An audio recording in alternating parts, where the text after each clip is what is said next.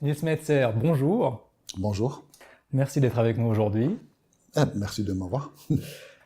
Est-ce que vous pouvez vous présenter brièvement?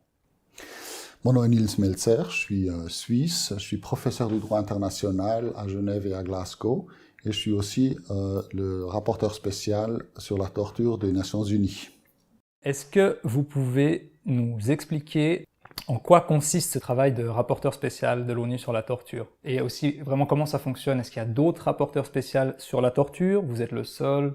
Quelles sont vos prérogatives? Voilà.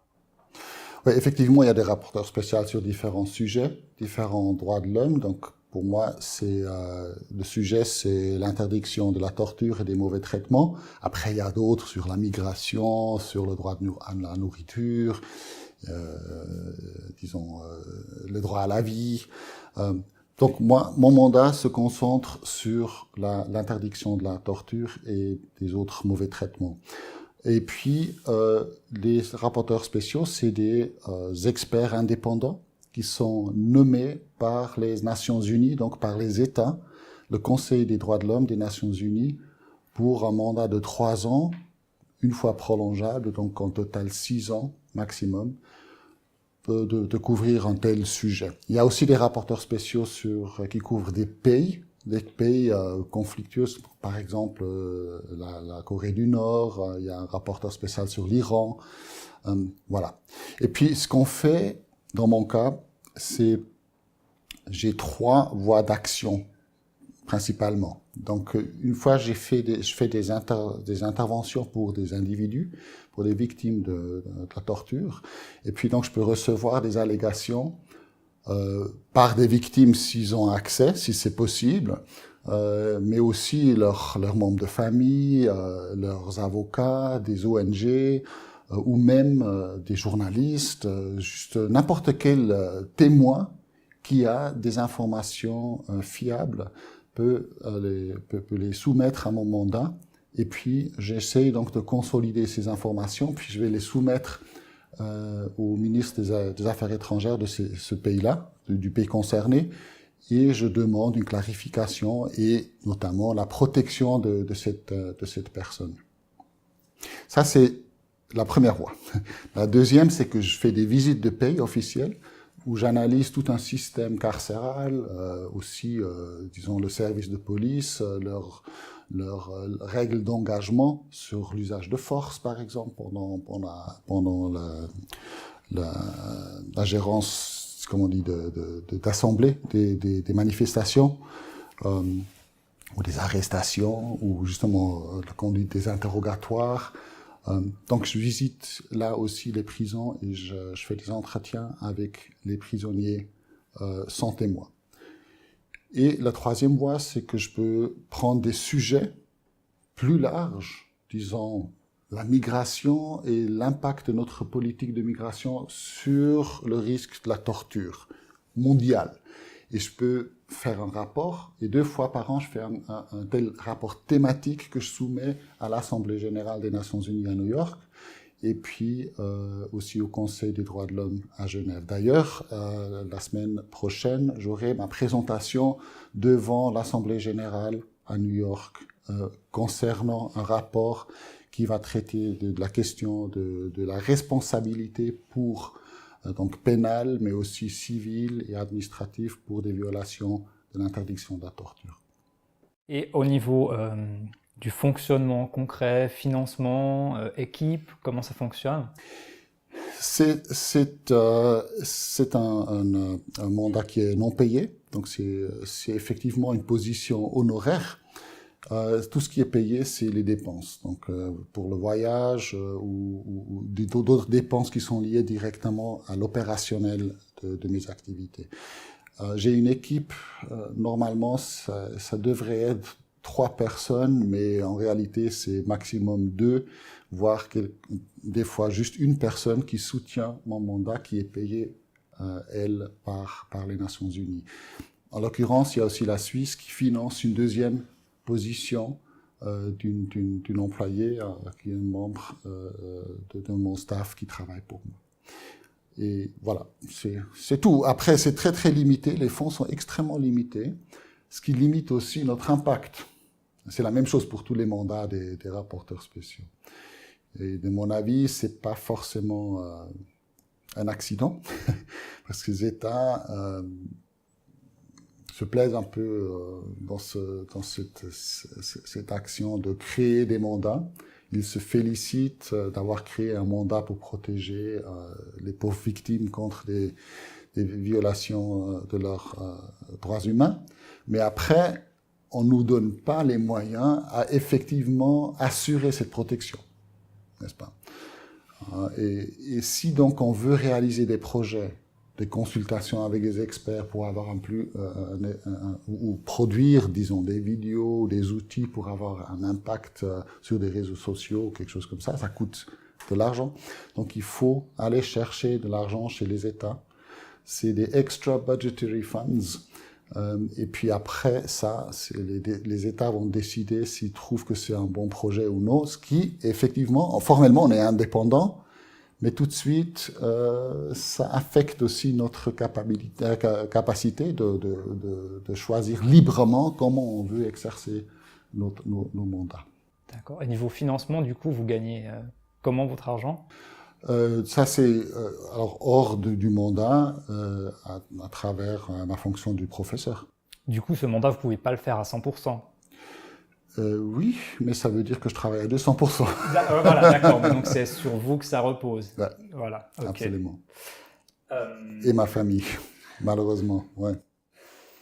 Est-ce que vous pouvez encore juste nous donner un exemple de quel type de cas vous avez, dont vous vous occupez, qui prend contact avec vous, juste qu'on se rende un peu compte de ce que ça représente?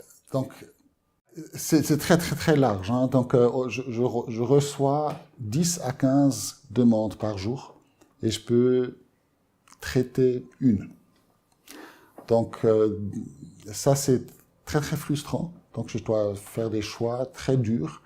Je priorise toujours les cas qui sont urgents et qui sont encore, disons, dans une situation où je peux encore espérer à pouvoir avoir un effet positif. Donc, s'il s'agit des gens qui ont été tués, torturés et tués, de mon avis, c'est des cas très importants. Il faut clarifier ces cas. Il faut poursuivre les responsables. Mais ça, c'est quelque chose qui doit être fait par des procureurs ou des organisations qui ont beaucoup plus de moyens. Après, s'il faut arrêter une situation intolérable comme en Syrie, où il y a toute une guerre avec des dizaines de milliers de gens en prison qui se font torturer systématiquement, j'ai pas les moyens je peux intervenir, mais je vais rien changer. Mais après, c'est des cas spécifiques qui restent un peu au-dessous du radar du public, où moi je peux vraiment mettre la lumière là-dessus, rendre attentif les autorités, rendre attentif le public, et puis essayer encore par exemple, arrêter une exécution, empêcher qu'il y ait des punitions corporelles, par exemple, ou s'il y a des migrants qui sont bloqués entre les frontières et qui sont dans une situation vraiment dangereuse. Donc je peux là intervenir. Et justement aussi des gens qui n'ont peut-être pas accès à des avocats, qui n'ont pas accès à les ONG, dans des situations très très difficiles, ou des cas qui sont ignorés pour des raisons politiques, parce que c'est trop dangereux, on ne veut pas s'en occuper, parce que les donateurs, autrement, ils aiment pas, et puis ils vont pas nous donner les fonds. Donc là, mon indépendance, et le fait que je suis pas dépendant de l'argent parce que j'en ai pas, ça peut être utile, n'est-ce pas? Là, j'ai une liberté, si je prends au sérieux mon mandat, à vraiment insister que ces cas-là aussi reçoivent l'attention qu'il aurait dû. Merci. Et du coup, est-ce que vous avez un pouvoir juridique au niveau du droit international parce que vous représentez l'ONU, ou parce que là, dans ce que vous dites, on a plutôt l'impression que votre pouvoir, il est médiatique presque, je dirais. Vous mettez la lumière sur un cas et comme vous êtes l'ONU, enfin vous représentez l'ONU, ça a un impact? C'est une bonne question, mais la réponse est non. J'ai pas de pouvoir judiciaire. Donc mes opinions, c'est les opinions d'un expert indépendant qui était nommé par l'ONU, mais qui ne parle pas pour l'ONU. Donc j'ai un statut un peu élevé et très respecté, mais ça reste un statut individualisé. Donc c'est la crédibilité et l'intégrité personnelle qui compte. Mais maintenant, il faut quand même tenir responsables les États. S'ils créent des mandats comme ça, je suis pas une ONG, je suis pas un journaliste, et je ne veux pas dire que les journalistes et les ONG sont pas à prendre au sérieux. Au contraire, il faut.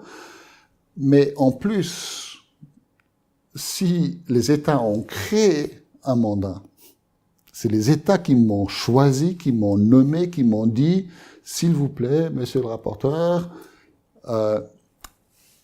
soumettez à nous des allégations de torture et nous, on va faire en sorte qu'on clarifie la situation, qu'on assure que cette interdiction soit respectée, que les victimes sont compensées et que les tortureurs sont punis. Parce que ces obligations-là, ils sont là, c'est des obligations dans les conventions internationales. Donc les États doivent, et ça c'est pas, justement, ça c'est une obligation légale, universelle. Les États, dès qu'ils ont reçu des allégations crédibles que un acte de torture a eu lieu, ils doivent lancer immédiatement une enquête indépendante, donc indépendante du gouvernement, et clarifier la situation. S'ils trouvent qu'il y a eu un acte de torture, il faut donc poursuivre le responsable ou les responsables et il faut les punir. La punition doit correspondre à la gravité, on dit, la gravité du crime. Et puis, les victimes doivent être compensées complètement et réhabilitées. Donc, c'est des obligations très, très vastes. C'est pas moi qui ai inventé ces obligations, c'est les États qui les ont formulées et signées et ratifiées. Et après, ils m'ont nommé pour contrôler la mise en œuvre de ces obligations-là. Donc, si je leur soumets des allégations, c'est pas un jugement d'une cour, mais ça déclenche toute une chaîne d'obligations qui sont contraignantes. Pas envers moi, mais envers le système international. Donc si après les États ignorent mes interventions, c'est pas juste comme ça qu'ils ont la liberté de le faire.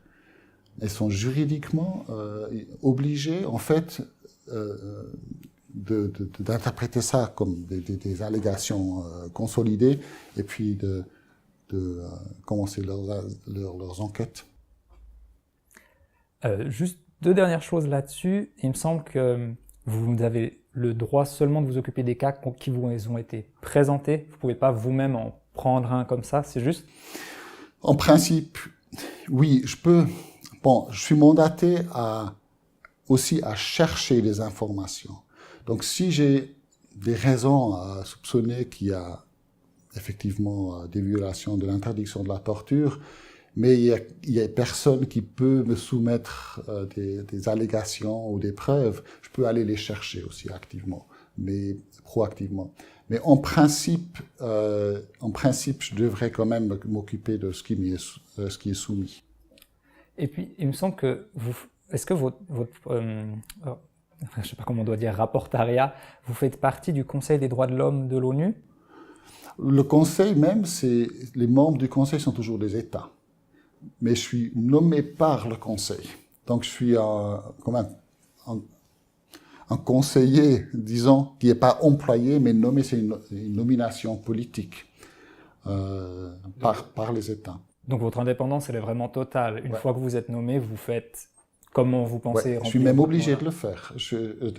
Donc je suis obligé à confirmer, à assurer que je vais exercer mes fonctions dans une indépendance complète, que je vais refuser toute instruction d'une partie, soit privée, même étatique, même secrétaire général des Nations Unies ou le haut commissaire sur les droits de l'homme ne peut pas me donner des instructions.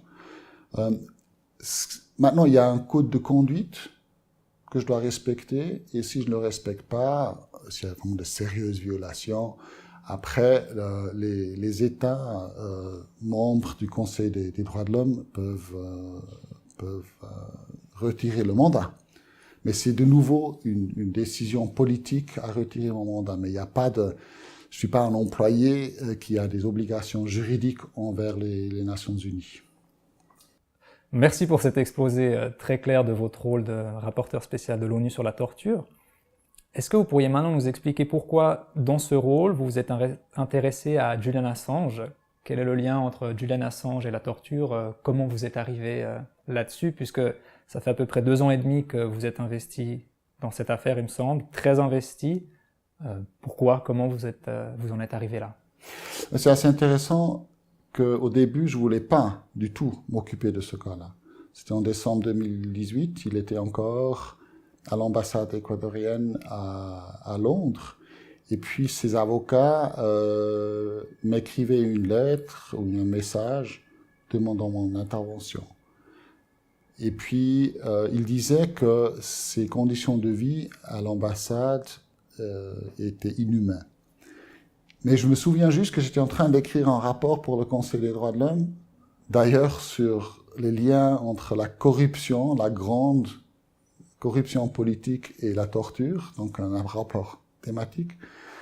Et puis, c'était assez ironique, et là arrive donc cette demande sur mon écran que justement les avocats d'Assange demandent ma protection, mon intervention. Et puis, j'avais tout de suite cette réaction instinctive. Non. Je ne vais pas me laisser manipuler par ce violeur, cet hacker, cet traître. Et puis, là, il faut... Évidemment, comme j'ai expliqué, c'est normal pour moi de devoir dire non 10 fois par jour. Et de faire ça assez rapidement. Je ne peux pas me réfléchir une demi-heure sur chaque cas, je n'ai pas le temps. Mais là, spécifiquement, je me souviens que c'était une réaction émotionnelle. Mais assez inconsciente quand même. Et 3 mois plus tard, en mars 2019, donc encore avant, quelques semaines avant son expulsion de l'ambassade, les avocats sont revenus. Et ils ont dit, bon, on a vraiment des rumeurs que bientôt il va se faire expulser et peut-être transférer directement aux États-Unis. Voilà, il y a quelques pièces de preuves. Ils m'ont envoyé une analyse médicale d'une médecin américaine très très respectée, une des premières médecins indépendantes qui a visité Guantanamo, qui est très connue, très compétente, et c'est pas une activiste Assange, Wikileaks. Et puis, elle l'a visité à l'ambassade, et puis il est arrivé à la conclusion que, effectivement, ses conditions de vie remontent à des traitements inhumains, en violation de la Convention contre la torture. Et là, je me dis, bon, si cet expert-là arrive à ces conclusions, il vaut mieux que je m'en occupe, parce que la torture, les mauvais traitements, c'est mon mandat quand même. Mais je pouvais pas m'imaginer. J'avais aussi cette image, comme beaucoup de gens, de ce garçon gâté qui fait du skateboard dans une ambassade et qui veut éviter des procédures pour viol en Suède. Puis, donc, c'était vraiment une image très très négative. Mais je me suis rendu compte à ce point que je savais même pas pourquoi j'avais cette image. Parce que j'avais pas des points de référence, les preuves. Donc c'est à ce moment-là, j'ai commencé à ouvrir un peu le cas et dit bon, alors je prends un moment pour vraiment regarder toutes ces pièces qu'ils m'ont envoyées, les avocats, et dès que je faisais ça, il y avait des contradictions qui commençaient à sortir. Donc ça collait pas avec ce narratif public. Et ça m'a intrigué parce que je pensais que si quelqu'un comme moi, qui travaille depuis 20 ans avec des violations de droits de l'homme, qui est mandaté à poursuivre des cas comme ça, si moi je me laisse tromper par un narratif public, alors je ne peux pas critiquer les autres. Et donc c'est là où je me suis dit, je me dois professionnellement, mais aussi personnellement, moralement, aller regarder de plus près. Et je réalisais aussi très très vite que le cas est tellement politisé que je ne peux pas vérifier les informations qui circulent sur l'Internet et qui me sont soumises par les avocats ou par les gouvernements. Donc je dois vraiment y aller moi-même et le visiter moi-même avec des médecins pour avoir des experts indépendants encore avec moi. Et donc j'ai demandé aux Équatoriennes et puis aux Britanniques, aux autorités, de geler la situation, de ne pas l'expulser de l'ambassade, de me donner 2 semaines, que j'aimerais bien venir avec les médecins et donc l'examiner en l'ambassade, interviewer des gens, mais aussi les autorités des 2 pays, à haut niveau, essayer de trouver une solution qui soit vraiment compatible avec les droits humains et les droits internationaux en général. Et puis, j'ai fait une communication de presse le 5 avril, le vendredi soir, pour assurer que le week-end, il n'y avait pas des magouilles des États. Et je faisais ça vraiment selon le protocole, comme on fait, diplomatique. Et j'étais convaincu, bon, on parle les Anglais, c'est pas un rogue state, hein, donc c'est quand même un peu l'exemple du rule of law, de l'état de droit. Donc j'étais convaincu, je dormais sur les 2 oreilles, comme on dit, hein, parce que j'étais convaincu qu'ils vont respecter mon mandat, puis on aura peut-être des accords, mais ça va être clarifié d'une façon civilisée et très contrôlée et correcte. Donc, le lundi, le 8 avril, j'ai encore envoyé les lettres en papier aux 2 missions, donc d'Équateur et de l'Angleterre à Genève, pour demander leur accord que je fasse cette visite. Et 3 jours plus tard, le 11 avril, Assange était expulsé de l'ambassade. On lui a retiré donc le statut d'asile, on lui a retiré sa nationalité équatorienne, parce que la constitution équatorienne interdit l'extradition des nationaux, donc des citoyens, à d'autres pays. Donc on devait d'abord lui retirer la nationalité équatorienne, après retirer le statut d'asile.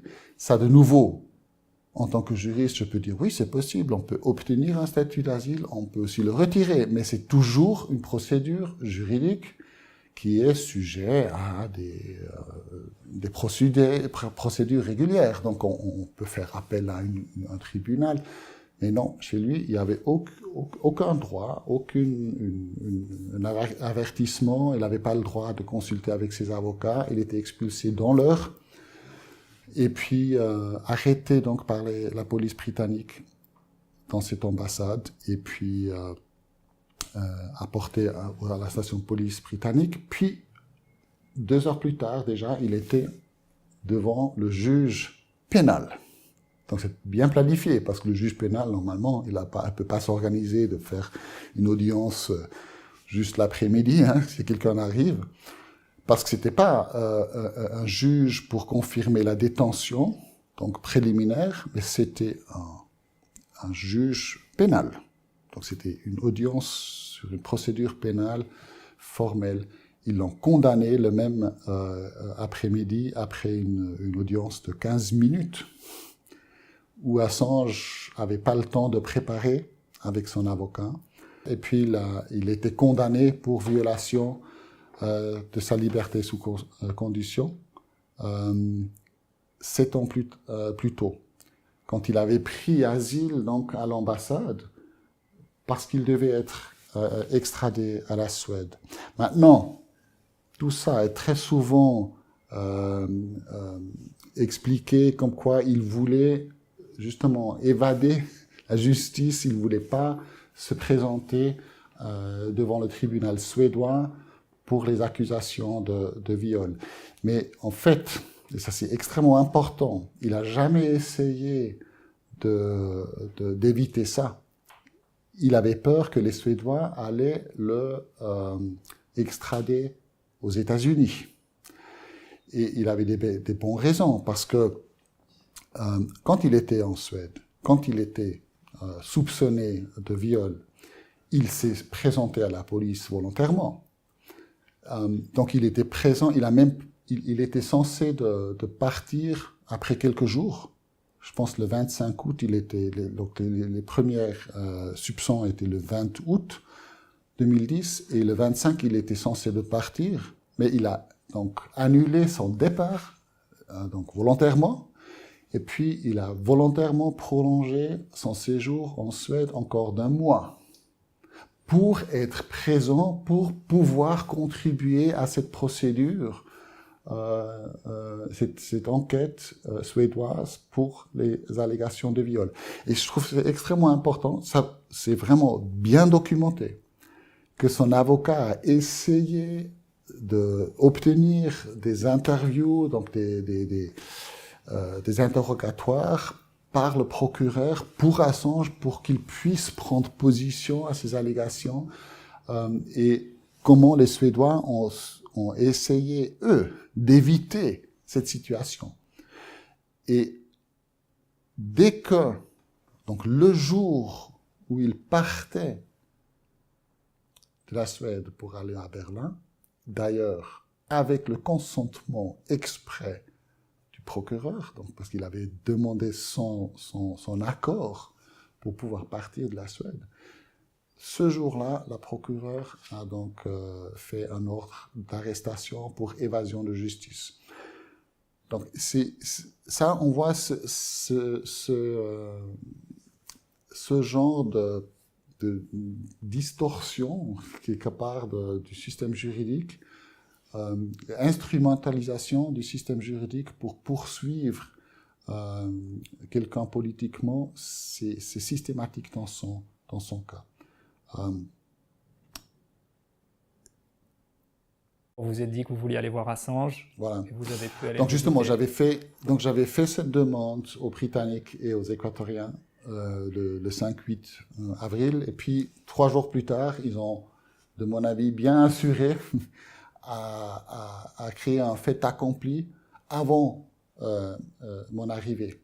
Comme ça, ils voulaient, de mon avis, j'ai probablement même accéléré le processus en annonçant ma visite, malheureusement.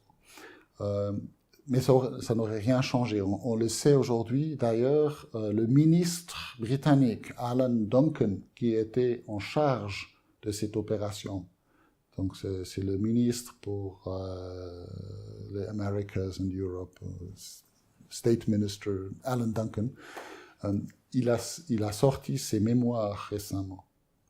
Et ça, on voit très bien dans cette période-là, en principe, cette opération d'arrestation était prévue pour le 9 janvier 2019 et était repoussée jusqu'en avril parce qu'il y avait des problèmes politiques à l'intérieur en Équateur encore. Mais en principe, donc c'était planifié de longue haleine. Et puis, mais je pense ce moment-là où j'ai annoncé ma visite, il est bien possible que c'est encore accéléré le processus. Tout de suite, j'ai réagi et refait ma demande pour pouvoir le visiter donc en Angleterre, et j'ai rappelé aux Anglais de en tout cas ne pas l'envoyer aux États-Unis sans une procédure complète d'extradition. Ou bien d'ailleurs en Suède non plus. Et puis là, j'ai pu le visiter, c'était le 9 mai 2019. Je suis allé avec Abelmarsh, donc dans la prison de haute sécurité. Et là, je l'ai visité avec 2 médecins un psychiatre et un médecin légiste, les deux sont spécialisés sur l'examination de victimes de torture. Et puis, on l'a visité pendant 4 heures. Et puis, les médecins l'ont examiné indépendant l'un de l'autre. Comme ça, on a pu comparer les conclusions après. Moi aussi, je l'ai interviewé pendant 1 heure bilatéralement. Les médecins étaient présents pour qu'ils ne répètent pas les mêmes questions. Mais après, pendant les examinations par les médecins, le reste de l'équipe n'était pas présent.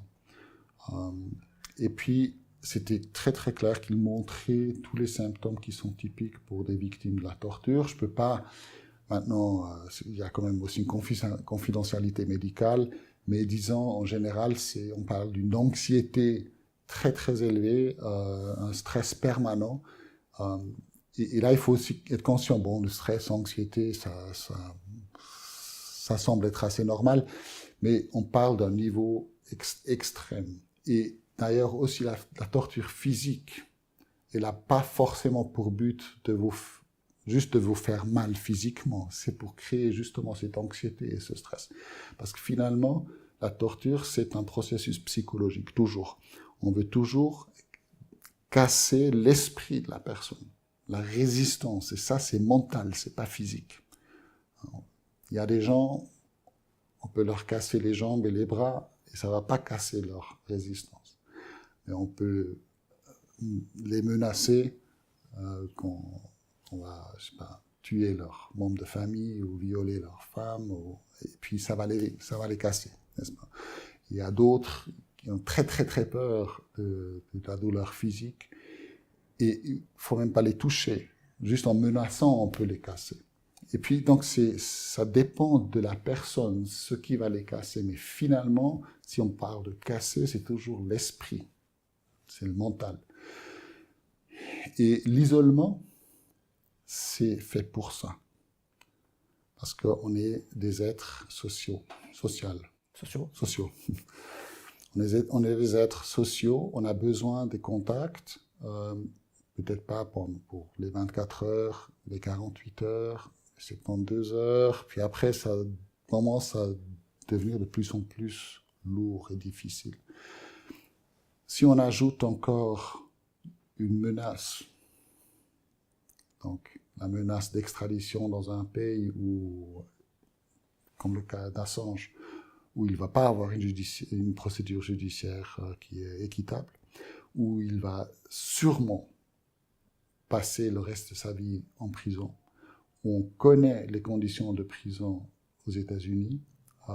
Oui, ils ont de la nourriture, oui, ils ont le chauffage, oui, ils ont tout ce qu'il faut pour l'hygiène, mais il n'y a rien qui est pour les besoins émotionnels et psychologiques de la personne. Donc, c'est de la torture psychologique d'être enfermé en isolement complet dans un supermax aux États-Unis. Pas seulement pour Assange, pour tout le monde. Et c'est connu, hein. C'est pas pour rien que les standards minimums sur le traitement des prisonniers des Nations Unies, donc les standards des Nations Unies, pas les prisons des Nations Unies évidemment, les standards minimums des Nations Unies pour le traitement des prisonniers, c'est les Mandela Rules. Ils sont très clairs, ces règles, que l'isolement, la détention solitaire de la personne, plus de 22 heures par jour, si ça dure plus de 15 jours, c'est du mauvais traitement.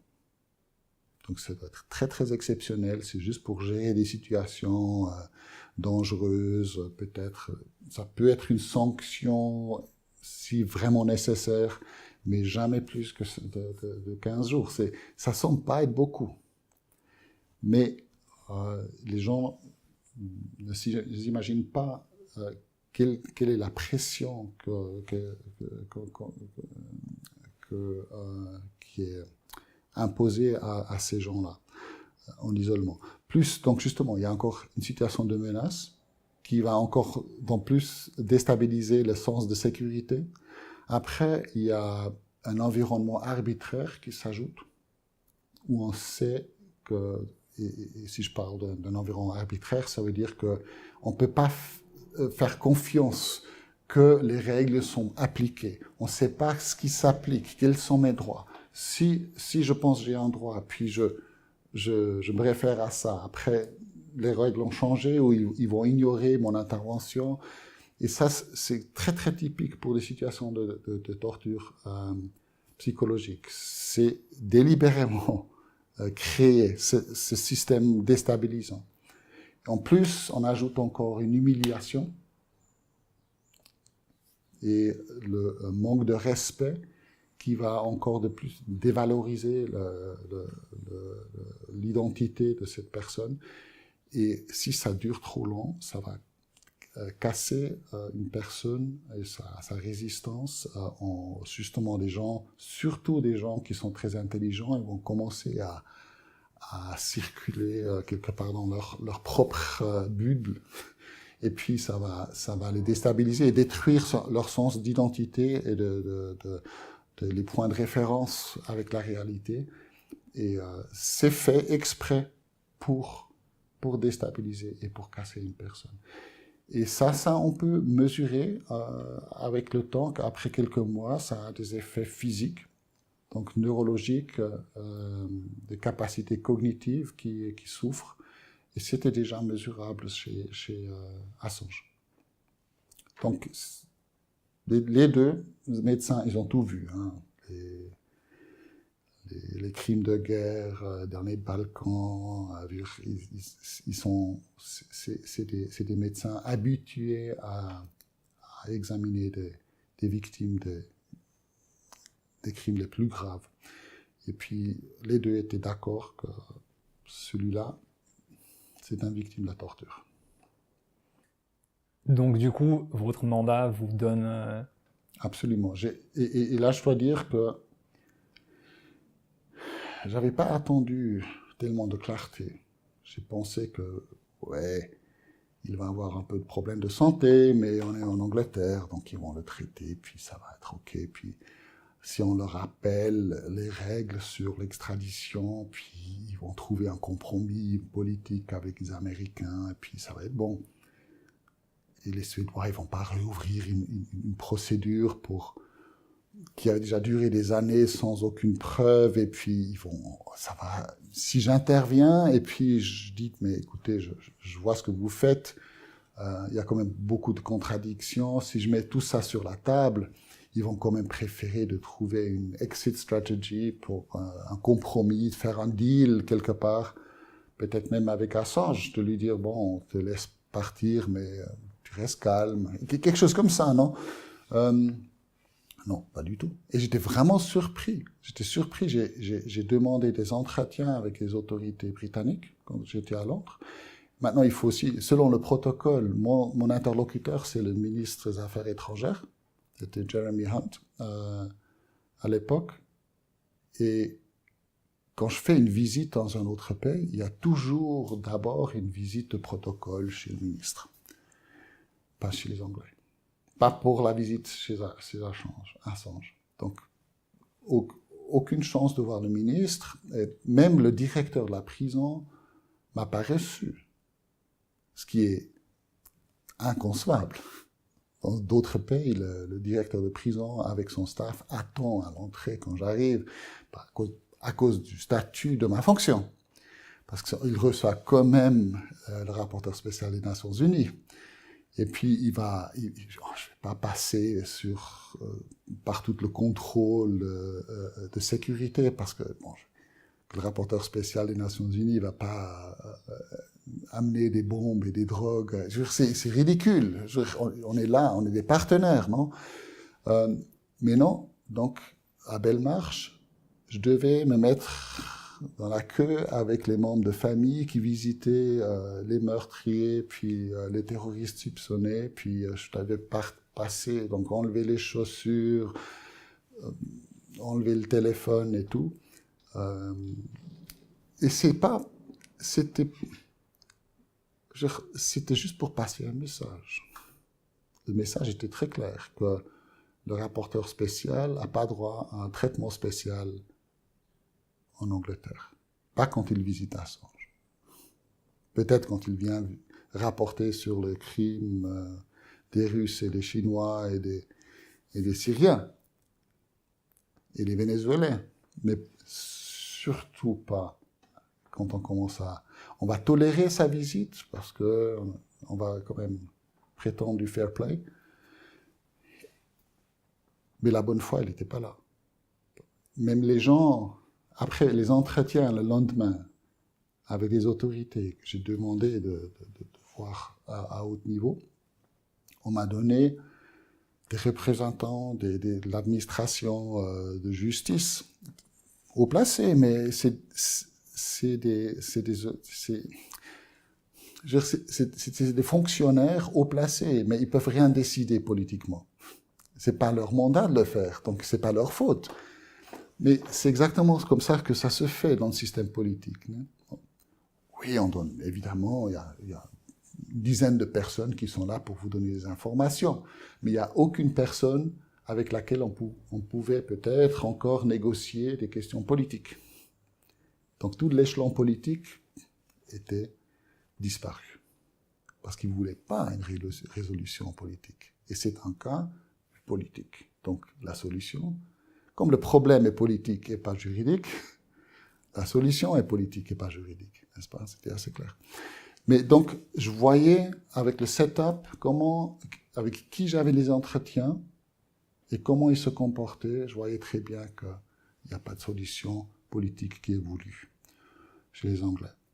Et après, donc je suis rentré à Genève, j'ai complété mon enquête et j'ai fait un rapport sous forme de lettre officielle aux Anglais, aux Américains, à l'Équateur et à la Suède. Et pourquoi j'ai inclus les 3 autres pays? Parce que les 3 avaient contribué, selon mes conclusions, décisivement à la torture, au mauvais traitement, à la persécution d'Assange. Et ça devait être enquêté, selon le droit international.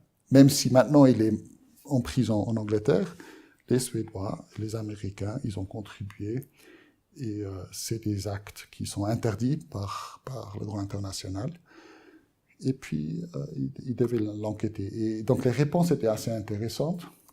La première série de réponses était très réservée, mais encore plus ou moins correcte. Donc, ils ont répondu, les 4 États, mais ils ont juste rejeté les allégations et puis trouvé un moyen de justifier pourquoi ils ne pouvaient pas entrer en matière. Les Suédois ont dit oui, mais nos autorités judiciaires ont réouvert cette procédure et nous, ministre Affaires étrangères, on est le gouvernement, la justice est indépendante, on est une démocratie, donc on ne peut pas intervenir. Mais la même chose en Angleterre.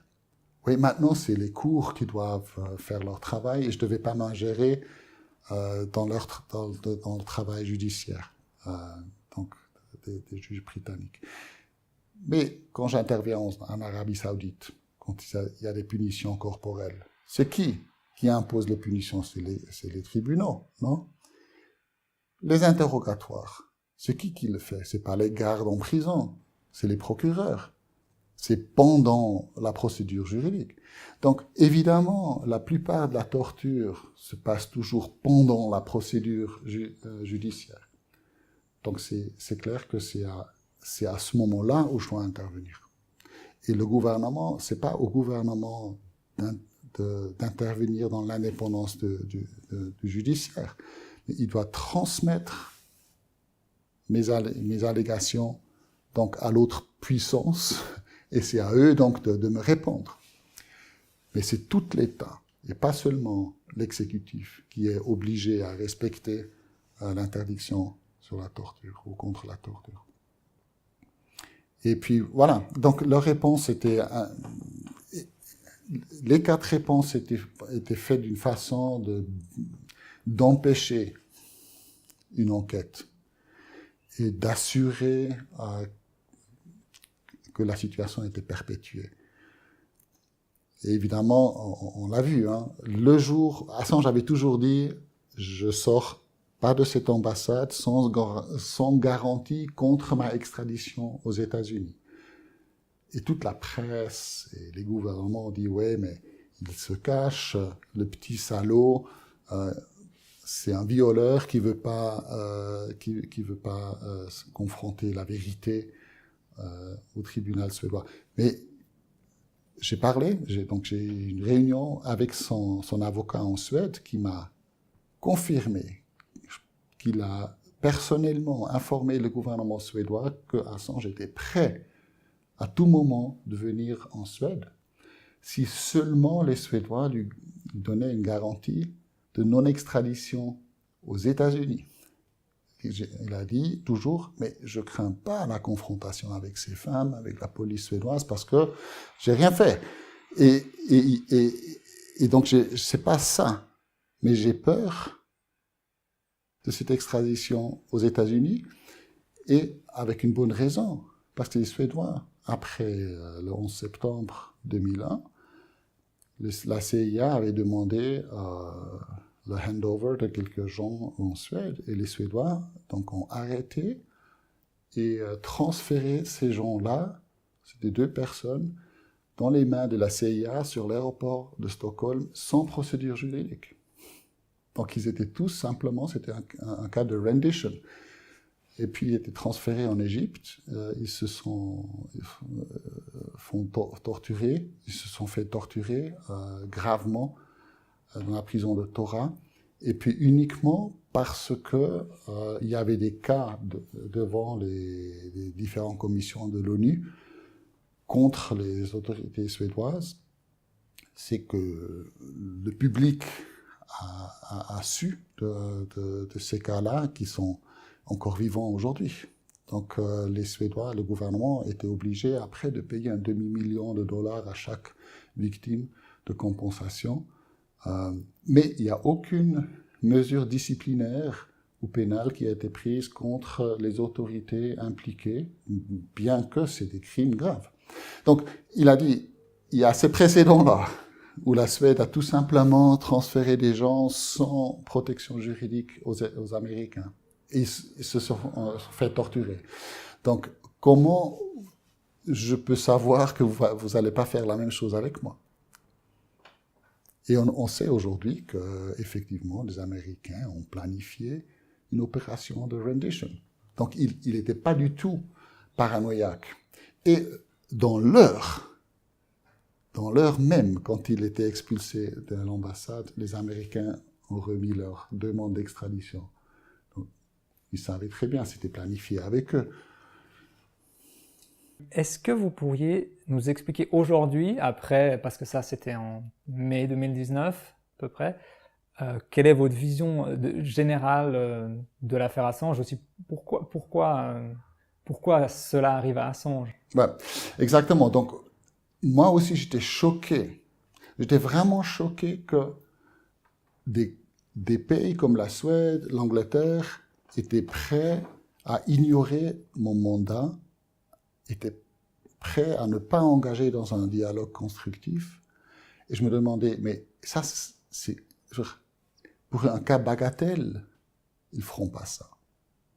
Ça fait trop de bruit quelque part. Il y a quelque chose ici qui tient pas. Et donc, ça m'a intrigué. Je dis, il faut que j'enquête ça de plus près.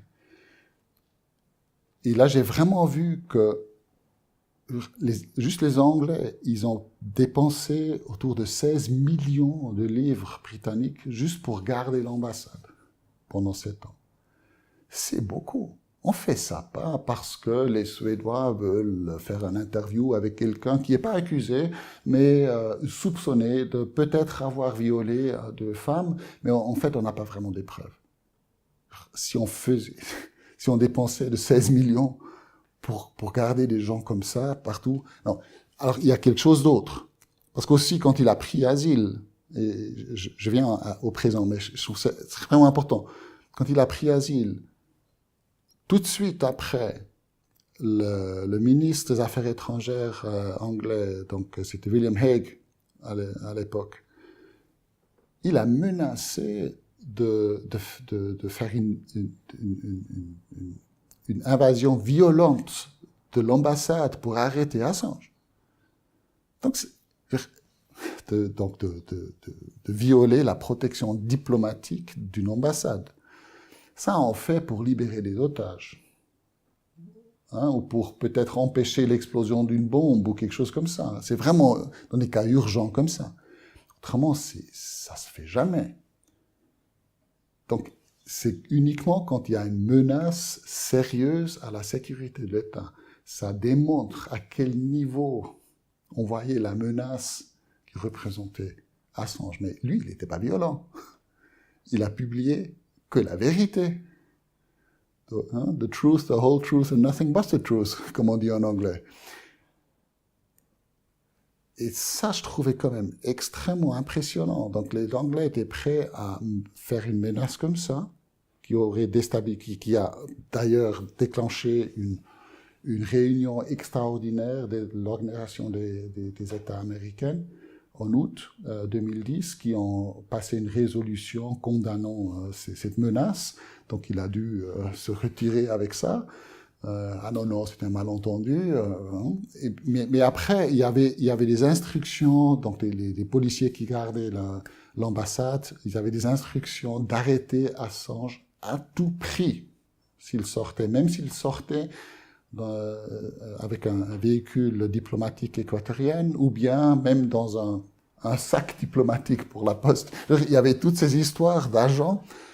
Et on sait aujourd'hui que, comme c'est depuis septembre 2021, Yahoo News a publié la confirmation, donc selon plusieurs interviews avec des anciens agents CIA, que effectivement même des opérations de kidnapping, d'assassination étaient considérées contre Assange. Donc ça, de nouveau, je dis tout ça pour dire de considérer une assassination, un meurtre politique à Londres. Pour les Américains, ça veut dire c'est vraiment important. Ça, c'est pas un petit jeu ou un petit salaud gâté avec un chat et un skateboard. Non. Là, c'est quelqu'un qui est extrêmement dangereux pour eux. Et je pense que c'est extrêmement important de comprendre à quel niveau ils jugent qu'il est menaçant, ce bonhomme. Les Suédois aussi. Pourquoi il faut une charade comme ça, de prétendre d'avoir une procédure, une enquête sur le viol, mais il y a pas de preuves. Normalement, ce genre de procédure, après 2 jours, sont fermées, c'est fini. Mais ils ont tout fait pour gonfler, pour maintenir, pour perpétuer, pour en créer une histoire. Et à un prix, je trouve, ils ont vraiment perdu beaucoup de crédibilité. Leurs institutions. Donc, à prendre un tel risque politique aussi, ça veut dire que c'était important. Donc, maintenant, la bonne question, pourquoi important tellement, c'est effectivement parce que ce qu'il a fait avec Wikileaks, Assange, il a créé une plateforme où les lanceurs d'alerte, dans les entreprises, dans les gouvernements, peuvent d'une façon anonyme, c'est ça qui est important, anonyme même pour Wikileaks. Donc même Wikileaks ne sait pas qui leur a envoyé des informations, ils peuvent donc passer des secrets, des preuves sur des crimes, la corruption, tout ça, ils peuvent soumettre à Wikileaks pour publication. Wikileaks va juste vérifier que c'est pas des documents falsifiés, et après qui vont pas créer des risques directs pour quelqu'un individuellement, et puis après ils vont publier ça. Et ça, c'est extrêmement puissant comme système avec l'Internet. Il y a toujours eu des lanceurs d'alerte, mais pour eux, c'était toujours risqué, parce qu'il y avait toujours au moins quelqu'un qui les connaissait, qui savait qui a passé les informations, les Pentagon Papers à l'époque. Mais maintenant, tout d'un coup, on a un système Internet où des millions de documents peuvent être publiés et soumis d'une façon anonyme. Donc, ça va être très, très facile pour les gens, pour le public, d'obtenir la vérité. Et là, je pense, moi, j'ai beaucoup dû apprendre, et j'invite aussi à tout le monde qui regarde cette interview d'avoir le courage de remettre en question un peu les idées sur l'intégrité et, de nos systèmes, surtout dans l'Occident, les démocraties modernes. On présume quelque part que l'état de droit existe et qu'il fonctionne. La réalité est un peu différente. C'est un jeu. C'est comme un jeu de foot. Il a un champ qui est bien défini. Là où c'est pas dangereux, là ça fonctionne. Il y a un arbitre, puis voilà, c'est foul. Des fois c'est plus correct, moins correct, mais plus ou moins on est dans les règles. Mais si on sort de ce champ, c'est plus un jeu. Ah, c'est sérieux. C'est les grandes puissances. C'est les intérêts militaires, c'est les intérêts économiques, c'est financier. Là, vous touchez la vérité et vous osez à publier cette vérité, vous allez exposer une exploitation énorme de la grande majorité de la population mondiale par une toute petite minorité qui contrôle tout. Et ce n'est pas une théorie conspiratoire, c'est tout simplement la vérité. Et ça, je peux confirmer, c'est quelque chose que je vois tous les jours, mais c'est bien gardé derrière les coulisses. Et les coulisses, c'est aussi les médias du mainstream qui vous créent une image plus ou moins confortable du monde.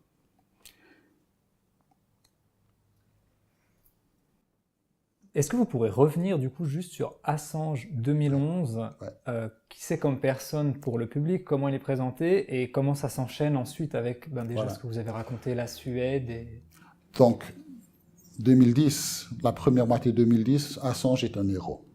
Il a, pour le public, il a publié Collateral Murder, la vidéo où on voit des Américains, des soldats qui commettent des crimes de guerre sur caméra. Après, des milliers et milliers de documents sur Afghanistan, la guerre d'Irak, puis des dépêches diplomatiques qui exposent la corruption, la collusion entre les services secrets derrière le dos de leur propre parlement et leur propre population. Donc, tous ces secrets sales des États sont exposés.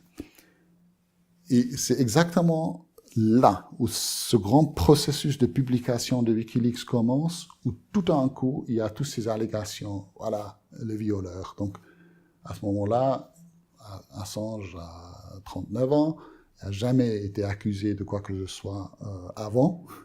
Une fois, quand il était tout jeune, il était accusé de hacking. Et après, donc il s'est corrigé, il a même soutenu la police australienne avec ses capacités dans l'informatique d'identifier, d'arrêter des cercles pédophiles. Donc il a même coopéré avec la police. Il a arrêté donc le hacking. Wikileaks n'a jamais fait du hacking. Ils ont reçu de l'information. Mais il était un héros. Et tout de suite, il y a ce narratif qui se crée, très professionnellement.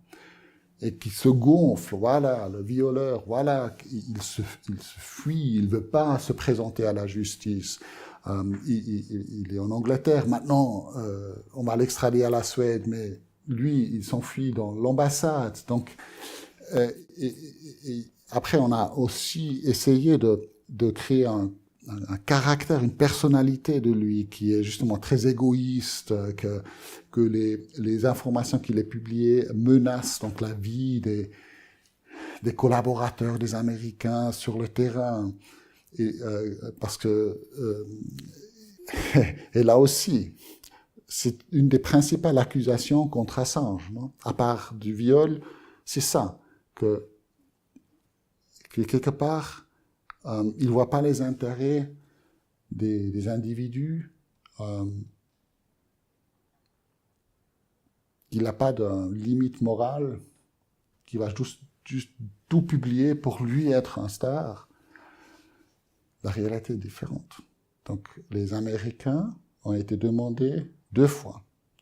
D'abord, quand la source pour ces informations, Chelsea Manning, la soldate américaine, qui lui avait transmis tous ces documents secrets, quand elle était jugé en 2013, les autorités américaines étaient demandées de donc montrer les preuves qu'il y avait des gens qui étaient menacés ou mis en danger par ces publications. Ils ont dit qu'il n'y avait pas un exemple concret. Ils ne pouvaient pas. Donc c'était juste une possibilité potentielle, mais il n'y avait personne qui était menacé. En 2013, la même question a été posée à Londres pendant la procédure contre Assange, de nouveau par la Cour, encore. Donc 10 ans plus tard, les Américains n'ont aucune preuve. Donc il n'y a personne qui était effectivement menacé. En plus, par contre, on a des preuves que c'était même pas Assange qui a publié les documents non censurés en premier, mais c'était 2 journalistes du Guardian qui avaient publié un livre, et dans le livre, il y avait le mot de passe pour un file, un document qui était, comment on dit, encrypted. Crypté, codé. Qui a été codé ou crypté sur l'Internet, donc que personne ne pouvait lire, sauf les journalistes autorisés par Wikileaks avec lesquels il travaillait. Et donc il y avait 2 journalistes Guardian qui avaient publié le mot de passe. Et à travers ça, c'était tout un coup, c'était accessible à tout le monde. Et uniquement quand ça s'était passé en février 2011, donc 7 mois plus tard, Assange avait décidé donc de lui aussi publier les mêmes documents sur le site Wikileaks. Donc, il a republié, en principe. Mais donc, les journalistes du Guardian, on ne leur a jamais fait une procédure à cause de ça. Et en plus, quand il a su, lui, Assange, que ces documents allaient maintenant être accessibles à tout le monde, ce qu'il a fait, d'abord, c'est d'appeler les Américains. De dire, écoutez, il y a un enregistrement, un file audio, on peut écouter ça, cette conversation, où il dit, j'ai perdu le contrôle là-dessus, je ne peux pas empêcher la publication de ces documents, ce n'est pas nous qui le font, mais voilà les sources, et je vous recommande, et je suis prêt à travailler avec vous, les Américains, pour identifier les gens qui peuvent être menacés par ça, si jamais il y en a. Merci de me donner les noms, et on va travailler ensemble pour prendre des mesures de protection. Ce n'est pas les journalistes gardiens qui ont essayé de protéger, mais Assange a proactivement contacté les Américains pour les avertir et pour offrir son soutien. C'est important. Donc c'est lui le seul qui a essayé de protéger les gens. En plus, donc ça c'est la deuxième accusation. Après, ils ont justement le hacking encore. Il n'a jamais fait du hacking. Il n'a aucune preuve. Parce que, de nouveau, le système de Wikileaks, ce n'est pas du hacking. Le système de Wikileaks, c'est d'être là, de mettre à disposition un mécanisme par lequel les lanceurs d'alerte peuvent leur transmettre des documents secrets. Et c'était fait exactement pour ça. Et puis, les Américains ont cité une source qui s'appelle Siggy, ou Teenager, dans l'accusation, dans le document d'accusation. Il est appelé Teenager. C'est un jeune homme de l'Islande qui aurait témoigné, justement, confirmé que Assange lui avait demandé de faire du hacking. Mais il est revenu là-dessus il y a 2 mois, je pense. Il y a une grande interview qui a été faite avec lui où il a dit que, en fait, c'était faux. Tout son témoignage était faux et que c'était le FBI qui lui avait offert un accord de non-poursuite, une immunité, en fait, pour ses propres crimes. Parce que lui, il faut le savoir, cet homme teenager, il a été condamné en tant qu'adulte, quand même. C'est important, il faut savoir que ce personnage a été condamné à plusieurs reprises pour pédophilie, plus de 10 cas, et en plus d'abus de mineurs sexuels, et en plus plusieurs cas de fraude financière. Et donc, pour se protéger, il a accepté de signer un accord d'immunité, de non-poursuite avec les Américains, et en revanche, il a leur donné des témoignages qui étaient fausses, qu'il admet, et qui étaient fausses pour justement se protéger lui-même.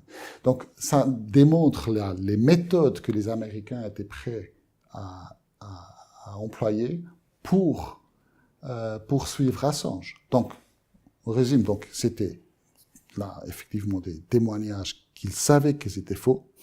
En plus, assassination, kidnapping, rendition. Il y avait la surveillance illégale, donc l'entreprise de sécurité qui gardait l'ambassade équatorienne, UC Global, qui était employée par le gouvernement équatorien, derrière le dos du gouvernement équatorien, avait collaboré avec les Américains, avec les services secrets. Ils avaient un vidéo feed direct des caméras de l'ambassade jusqu'à Langley. Donc les Américains, ils ont tout écouté, tout surveillé, même les entretiens confidentiels d'Assange avec les médecins, avec ses avocats, ce qui rend la procédure complètement arbitraire. C'est illégal, on ne peut pas écouter, surveiller les entretiens entre un suspect et son avocat. Et en plus, il faut aussi le rappeler, quand il était arrêté à l'ambassade, ses ordinateurs, toutes ces informations, les données, c'était pas remis à la famille d'Assange. C'était remis par les Équatoriens directement aux Américains. De nouveau, sans aucune procédure juridique. C'est le vol. C'est pas légal. Donc, de nouveau, ils avaient accès à des données protégées. Juste pour dire, les méthodes employées par les Américains, c'est vraiment très, très sérieux.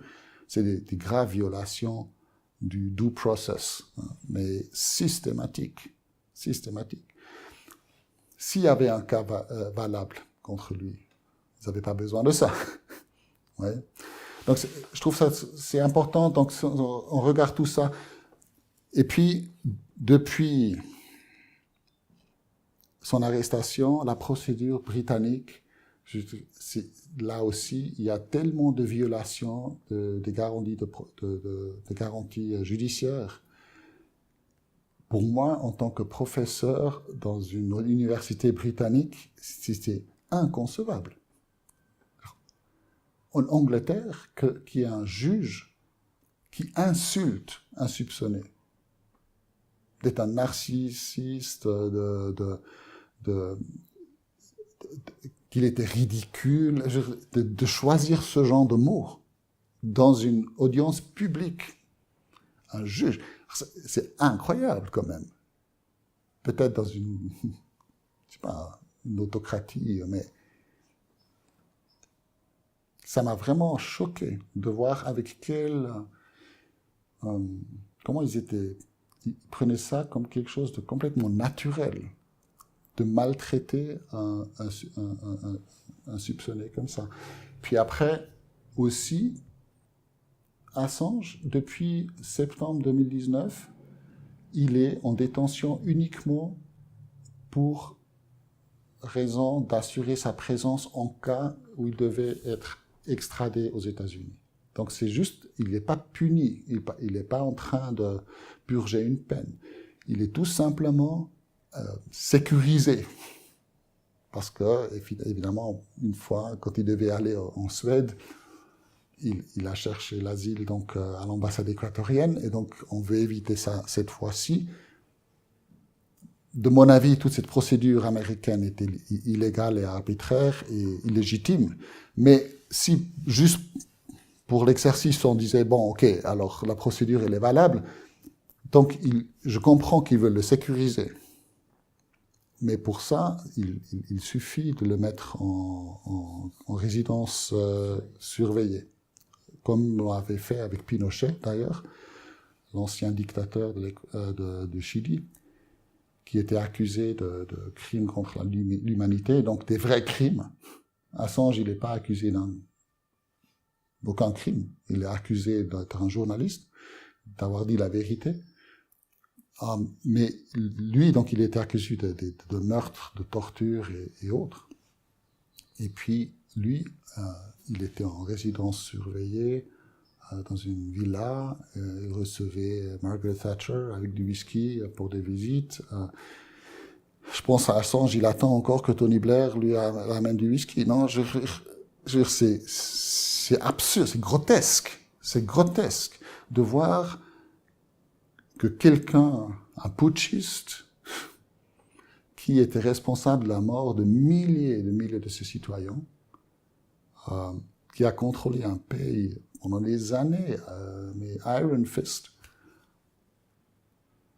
qu'il est traité comme un gentleman, et l'autre qui a publié des preuves pour des crimes, pour ce genre de crimes.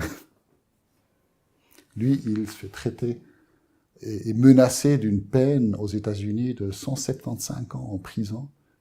Il n'y a pas un criminel de guerre qui a reçu ça.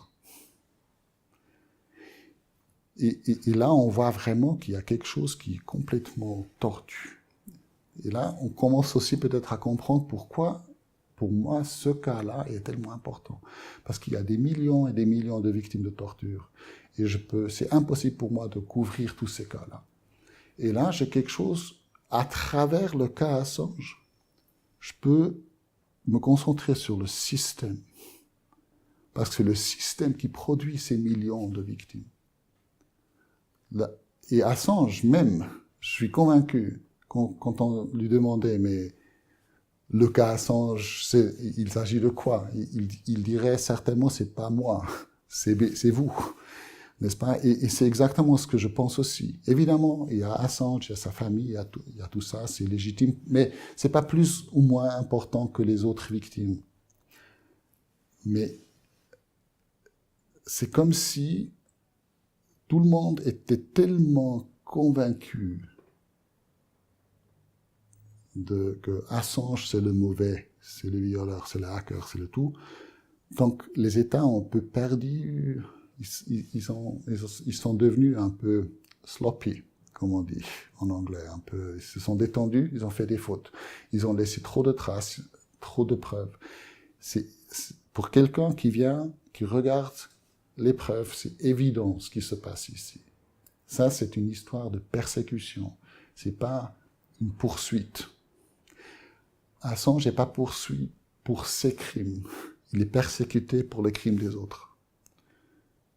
Parce qu'ils veulent assurer l'impunité. Ils veulent protéger. Ils veulent pas obtenir impunité, ils veulent protéger leur impunité qu'ils ont depuis des décennies. C'est un système qui se maintient, qui se protège entre les pays, les services secrets, leurs intérêts. Et de nouveau, c'est pas une théorie conspiratoire. Regardez les publications de Wikileaks. Et c'est pas eux qui les ont écrits, c'est les gouvernements même qui les ont écrits. C'est Wikileaks qui les ont publiés. Mais vous voyez les protocoles de négociation entre le service secret américain et suédois. Comment continuer à échanger des informations sans que le Parlement suédois le sache. Et le public suédois le sache, par exemple. Donc c'est illégal. On a les preuves. D'ailleurs, si je peux rebondir là-dessus, les publications qu'a fait Assange dont vous parlez, là, Wikileaks, elles n'ont jamais été contredites par ces États, ou bien? Non. Pas un seul document. Parce que c'est leur propre document. Donc c'est reconnu que c'est la vérité, les crimes qui ont été dévoilés par Wikileaks et Assange. Bon, ils vont pas le confirmer. Non. Mais ils ont pas contredit. C'est pas contesté. C'est pas contesté. Non. C'est jamais. Il n'est pas accusé. Il n'y a aucune accusation comme quoi des informations sont pas vraies. Maintenant, ce qui est assez intéressant, si les États étaient en bonne foi, et Assange est vraiment tellement terrible, mais c'est objectivement les crimes de guerre qui étaient prouvés sont toujours beaucoup plus sérieux. On parle de meurtre, on parle vraiment de torture, mais sur une échelle énorme, de milliers et de milliers. Donc ces gens-là, On a des preuves. On a même des vidéos. Pas un a été poursuivi, même pas discipliné. Bien au contraire, Gina Haspel, qui a détruit des vidéos où il y avait les interrogatoires dans un black site en Thaïlande qu'il commandait, après elle est devenue chef de la CIA.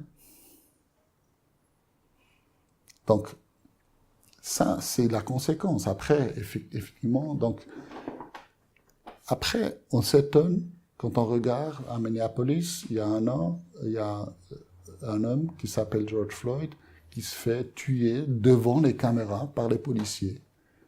Et les policiers regardent dans la caméra et ils ne se rendent pas compte que c'est faux ce qu'ils font, que c'est horrible ce qu'ils font. Ils sont en train de tuer un homme qui ne résiste pas. Complètement inutile, pas besoin, pas de menace, juste parce qu'ils peuvent le faire, parce qu'il y a l'impunité totale. C'est leur conviction. Et d'ailleurs, la première ligne de presse de la police, c'était que George Floyd est malheureusement décédé d'un, je pense, un arrêt cardiaque ou quelque chose comme ça, imprévu. Et c'est uniquement parce qu'il y avait cette étudiante qui avait filmé ça que finalement, ils ont dû changer leur narratif. Et tout d'un coup, la police dit « Ouais, mais ce qu'il a fait, lui, ça ne représente pas la police. » Et puis évidemment, vous vous rappelez Abu Ghraib? C'est la même chose. Les États-Unis, ils ne torturent pas, non, jamais. Et tout d'un coup, il y a ces images qui sortent d'Abu Ghraib, avec tous ces abus sur papier. Et tout d'un coup, donc le gouvernement change le narratif et dit « Ah ouais, c'est a few bad apples. » C'est le bouc émissaire quelque part qu'on a trouvé, mais ça ne représente pas, évidemment, l'intégrité de l'armée américaine. Il n'y a personne qui parle des 70 autres prisons qui étaient contrôlées par les Américains en Irak à l'époque, où il y avait les mêmes allégations qui sortaient, parce qu'il n'y avait pas de photos. En fait, il y avait plus de photos, parce qu'ils ont fait une enquête interne qui a trouvé beaucoup plus d'images, et beaucoup pire de ce qu'on a vu nous. Mais il s'était soumis à président Obama, et lui, il avait décidé, non, ça c'est pas pour le public est trop sensible. Et ça pourrait causer des émotions anti-américaines. Donc, il vaut mieux classifier ou de ne pas publier ces images. Et ce qui est vraiment important, aucune enquête pénale. Donc, aucune poursuite pénale après. Et au niveau du droit national, mais surtout aussi droit international, c'est pas possible. Un président n'a pas le droit ou le pouvoir d'empêcher des poursuites pénales pour des crimes de guerre. C'est obligatoire. Un commandant qui ne le fait pas devient lui-même coupable. Ça, c'est un principe d'ailleurs inventé par les Alliés pour punir les officiers japonais, surtout c'était Yamashita à l'époque, mais aussi allemands, qui n'avaient pas eux-mêmes commis des crimes de guerre, mais qui savaient et qui ne sont pas intervenus. Donc c'est la responsabilité du commandant. Le président Obama étant le commandant des forces et aussi des services secrets américains, qui a, lui, empêché les poursuites pénales pour la torture de la CIA et pour les autres crimes. Il est, de fait, juridiquement, c'est lui qui est maintenant co-responsable pénalement pour ça. Mais comme c'est les États-Unis, il y a l'impunité. Dans ce que vous décrivez, il y a le souci que c'est ce que vous dites aussi dans beaucoup d'interventions, c'est les personnes qui disent la vérité qui sont ciblées par le système. Les personnes dont vous avez cité de très nombreux exemples de criminels de guerre avec des choses, tout un panel d'atrocités jamais poursuivies. Peut-être la seule personne poursuivie dans l'affaire Assange, à part Assange, c'est Chelsea Manning, qui est la personne qui a qui a vu les crimes, qui a trouvé que c'était pas normal et qui a voulu divulguer pour que ça s'arrête. qu'est-ce que ça veut dire aujourd'hui sur... Oui, franchement, le cas Assange, justement, c'est vraiment très important de détacher ça un tout petit peu de sa personne, parce que c'est systémique.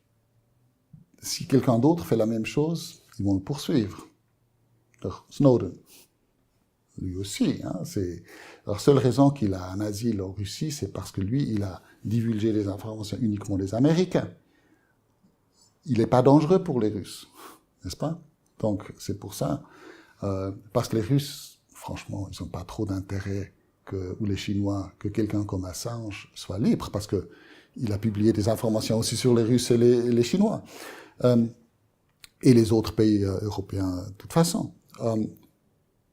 Disons, le seul agent CIA qui était poursuivi pénalement en relation avec les allégations de torture, c'était John Kiriakou, qui lui aussi est un lanceur d'alerte, qui a informé le public sur la torture, parce qu'il pouvait pas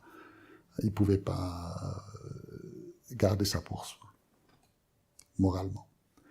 Lui, oui, on l'a accusé, on l'a poursuivi. C'était Obama, de nouveau, hein, c'était pas Trump, c'était pas Bush, c'était Obama, juste parce que très souvent Obama est célébré en tant qu'un champion quelque part de protecteur des droits de l'homme et très progressif. C'est pas du tout le cas. Il était vraiment dans la poche des services de sécurité.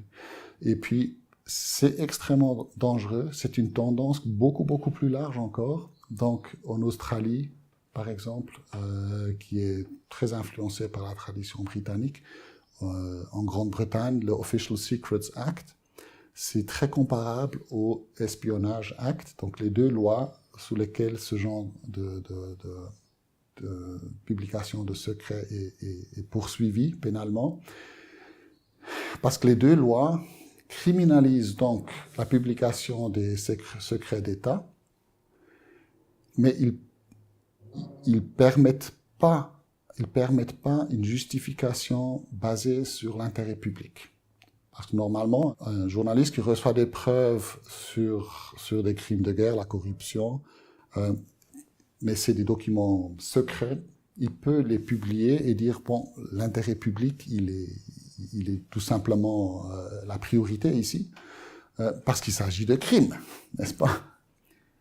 Et c'est vrai, donc c'est une justification. C'est comme dans la légitime défense. Si vous m'attaquez, je peux me défendre, n'est-ce pas?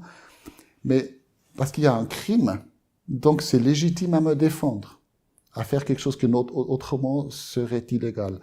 Publier des informations secrètes, normalement c'est illégal, mais s'il y a un crime, cette publication peut être la réponse pour corriger la situation. C'est normal. Mais l'Official Secrets Act de la Grande-Bretagne ne permet pas cette défense, et justement l'Espionnage Act aux États-Unis non plus. Donc c'est pour ça que si Assange est extradé aux États-Unis, et puis ils vont l'accuser... Parce qu'Assange, il est accusé avec cet Espionnage Act, c'est ça? Exactement, il est accusé exactement, avec l'Espionnage Act, donc 17 de 18 accusations sur l'Espionnage Act, et tout simplement d'avoir obtenu et publié des documents secrets qui sont liés à la sécurité nationale des États-Unis. Donc aujourd'hui, c'est ça la seule accusation des États-Unis contre Assange. C'est pas une histoire de viol en Suède ou quoi. C'est la divulgation. Viol en Suède, de toute façon, ça c'est fini. Même les Suédois ont une fois, c'est très intéressant. Hein, les Suédois, ils ont maintenu cette accusation, ces soupçons pendant 10 ans. Ils ont toujours dit on peut pas poursuivre parce qu'il se cache dans l'ambassade, donc on peut pas vraiment formaliser cette accusation. Dès qu'ils se faisaient arrêter par les Américains, les Suédois avaient encore 16 mois pour poursuivre Assange. Après 6 mois, ils ont fermé. Donc 1 an avant la fin de, comment on dit, la statute of limitations. Donc il y avait une expiration de cette allégation. Mais ils avaient encore 1 an de temps. Ils ont terminé, ils ont laissé tomber l'affaire en disant on n'a pas assez de preuves, pas pour le condamner, mais même pour pour lancer une accusation formelle. On n'a même pas assez de preuves pour avoir une audience devant le tribunal. Donc à ce moment-là, Assange, il était à Belmarsh, condamné pour la violation de sa liberté sous caution. Il avait cette liberté sous condition à cause de ses soupçons en Suède. Ouais. Et donc une fois qu'il est en prison à cause de ses soupçons, les soupçons tombent, mais il reste en prison. Exactement. Prison haute sécurité, etc. Absolument, absolument.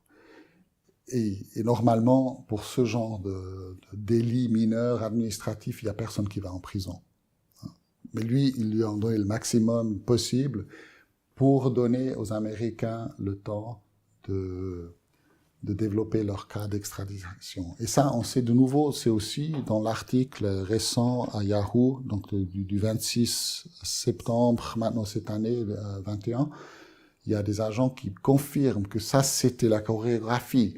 Les Anglais allaient l'arrêter pro forma pour cette violation de liberté sous condition, afin de donner aux Américains suffisamment de temps de développer leur demande d'extradition. Donc c'était une chorégraphie, c'était pas pour réaliser la justice, c'est tout simplement pour instrumentaliser la justice pour des fins politiques.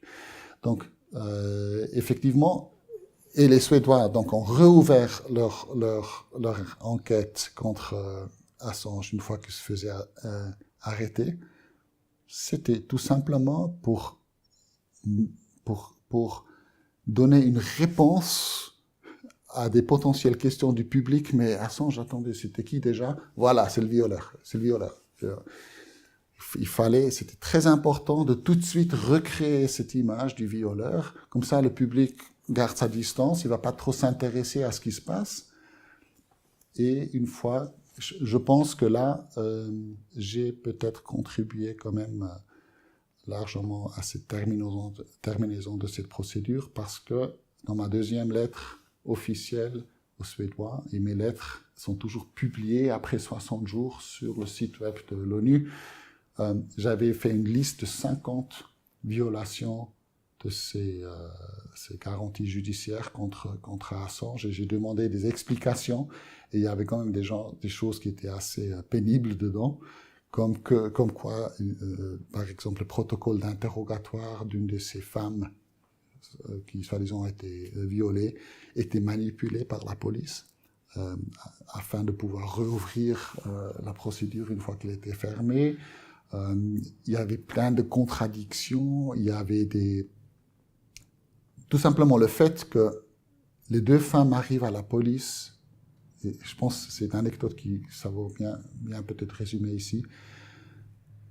Le vendredi 20 août 2010, deux femmes arrivent à la police et disent qu'ils ont eu un contact sexuel non protégé, volontaire, mais après il y avait un développement où c'est devenu non protégé avec Assange, et puis qu'elle craignait d'avoir contracté le HIV. Ils voulaient le forcer à prendre un test HIV. Et les autorités ont tout de suite tourné ça. Oui, mais ça c'est du viol.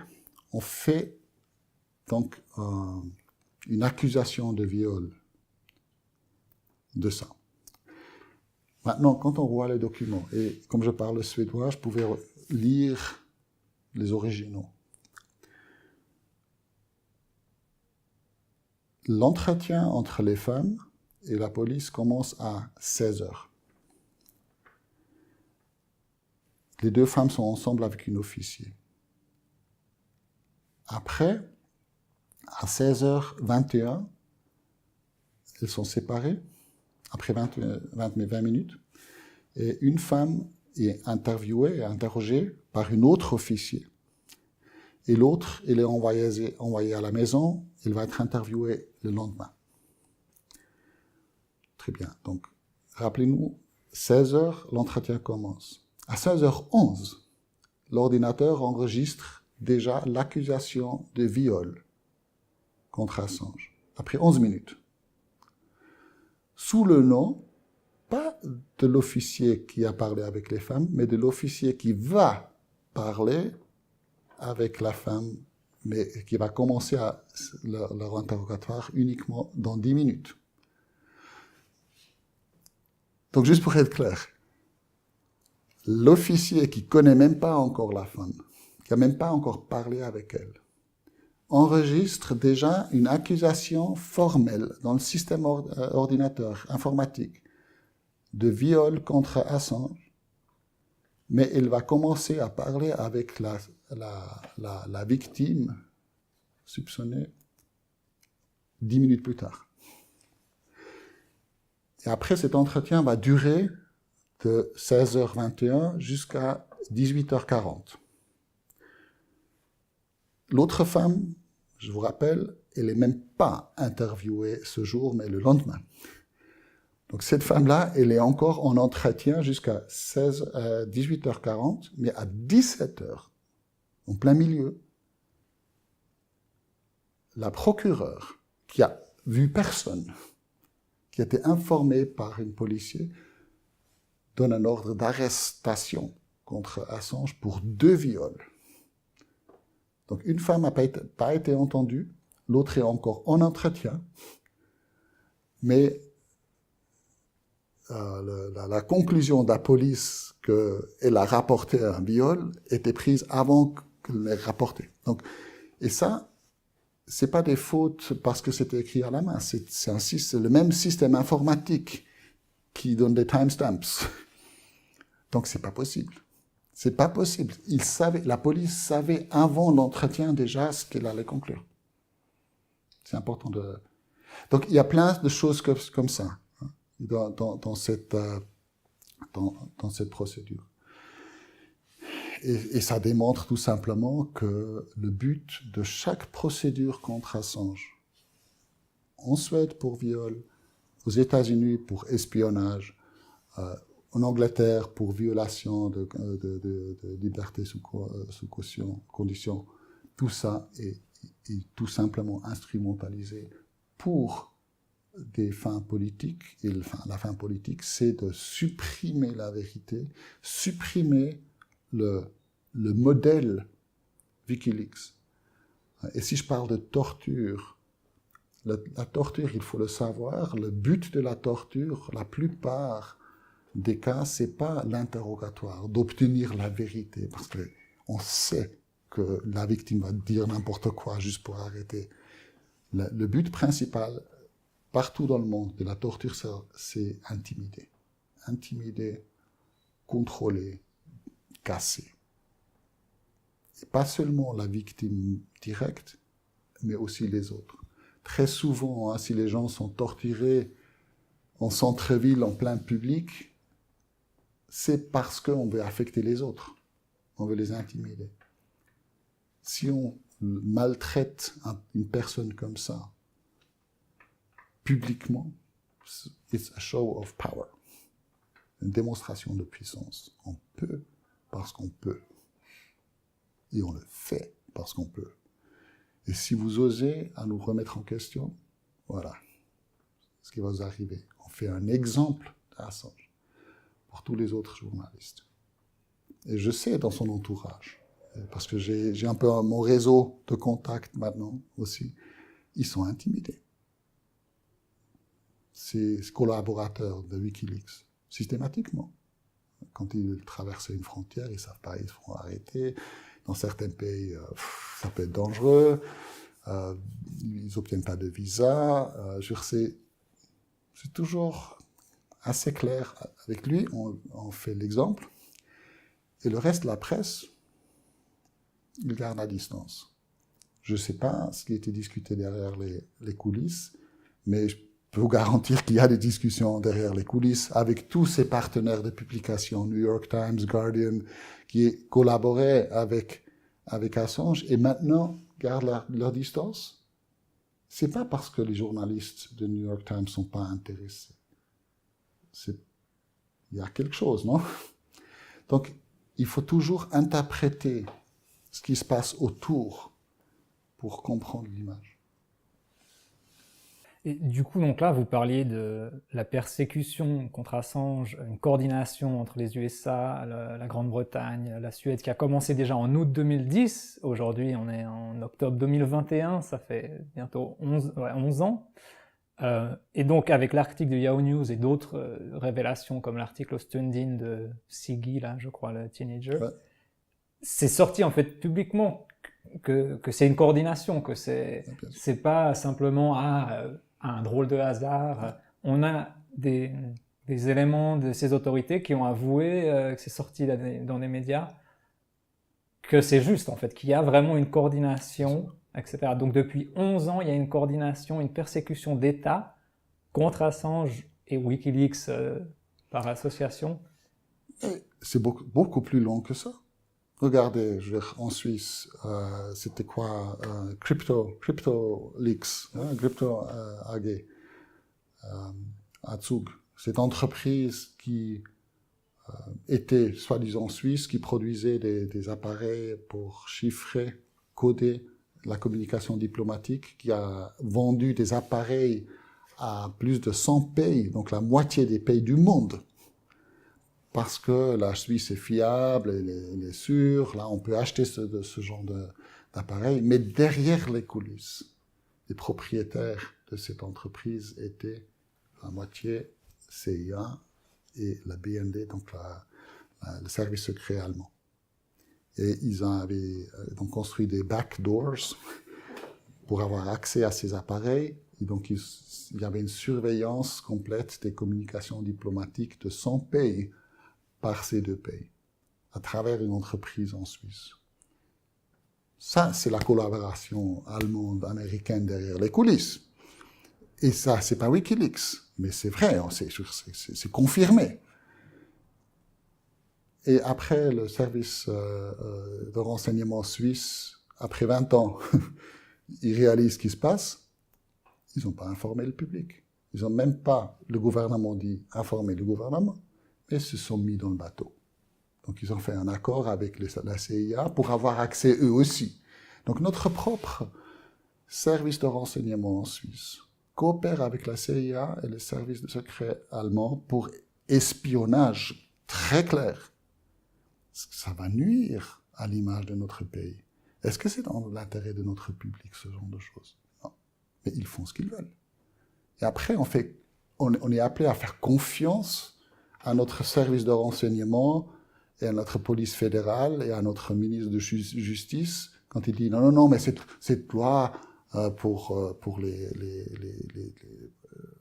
défendre contre les terroristes potentiels qu'on vient d'adopter, non, mais il faut faire confiance aux autorités, on va bien interpréter ça, n'est-ce pas?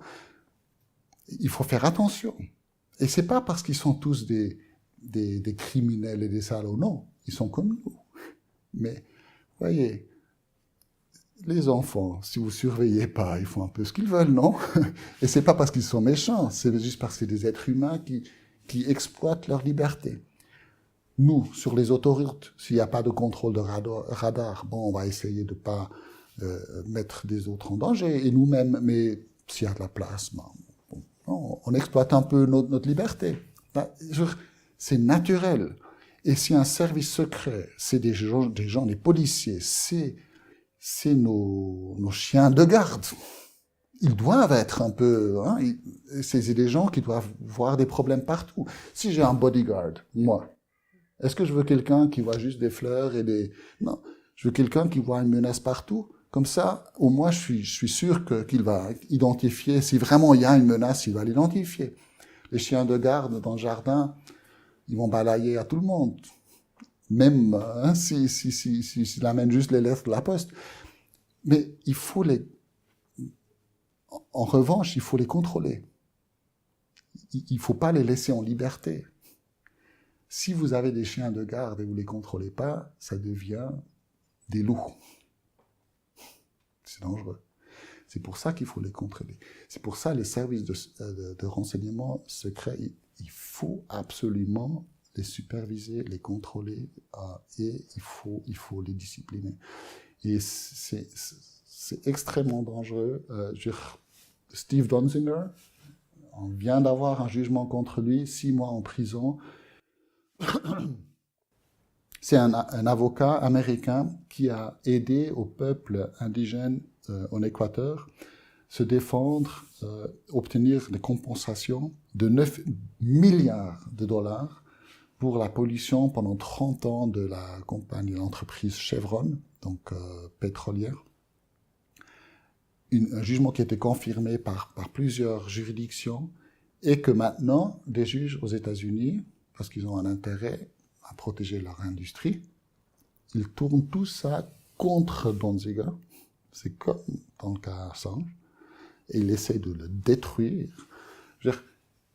Je dis tout ça pour démontrer, c'est pas Assange. Assange, c'est tout simplement un irritant qui fait visible un système qui est là.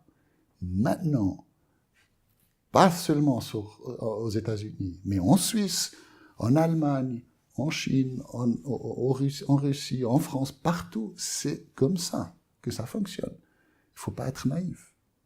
Et si on veut changer ça, il faut qu'on ait le courage de faire face à cette vérité et il faut quelque part prendre responsabilité politiquement. C'est-à-dire on ne peut pas laisser nos affaires à des fonctionnaires qui après ils font ça sans contrôle. La puissance est énorme qu'ont les États, il faut superviser ça, il faut poursuivre la corruption. Oui, c'est pas confortable. La vérité, elle est jamais confortable. Si la vérité qui nous est présentée est trop confortable, il y a quelque chose qui ne joue pas. Donc on voit très clairement que le but de la persécution d'Assange, c'est de supprimer le système Wikileaks, avec ça, supprimer la vérité ou l'accès du public à la vérité. Ça doit être contrôlé complètement par les États. Et avec ça, évidemment, suppression de la liberté de la presse. Donc, on est libre de discuter de ce qu'on veut, n'est-ce pas? On est libre de discuter si Assange, c'est un violeur ou non. On est libre de discuter s'il a maltraité son chat ou non. Mais le menu de sujets qui nous est offert pour discuter, le choix est fait par les médias. Et les médias reflètent tout simplement le choix qui leur est offert par les autorités. On ne réalise pas combien de sujets il y a qui ne sont pas dans les journaux. On pense qu'on est libre à avoir notre opinion sur tout, parce qu'on peut discuter librement de ce qu'il y a dans les journaux, mais on ne voit pas ce qu'il n'y a pas dans les journaux. Et ça, si vous allez mettre la lumière là-dessus, vous êtes un espion. Ça veut dire qu'on vit dans une bulle virtuelle qui est créée pour nous, qui est manipulée. C'est pas une conspiration. C'est tout simplement parce qu'on donne aux puissants la puissance de contrôler tout, ils le font. Et si on leur permet à criminaliser la vérité, dire la vérité va être un crime, parce que ça les arrange. Mais la responsabilité, finalement, c'est à nous de permettre cela ou non. Et ce que je vois dans la discussion publique, c'est qu'on est extrêmement naïf. Justement, sur la loi antiterroriste en Suisse, par exemple. Mais même, je veux dire, on peut discuter de Corona et tout ça. Moi, j'ai eu Covid, je sais que cette maladie existe, qu'elle est méchante, qu'elle est potentiellement dangereuse. Je suis vacciné. Je trouve ça absolument correct de le faire. Mais s'il y a des médecins qui doutent, il faut les écouter. Il faut avoir un forum où on peut discuter. S'il y a des gens qui doutent, il faut gérer ça, mais d'une façon civilisée. Mais ce que je trouve extrêmement dangereux, ce que je vois, ce qui est en danger, c'est vraiment, est-ce qu'on est encore libre à discuter quand on ne peut pas critiquer le gouvernement pour sa politique, justement, Covid par exemple, ou antiterroriste, c'est des sujets très importants et c'est délicat.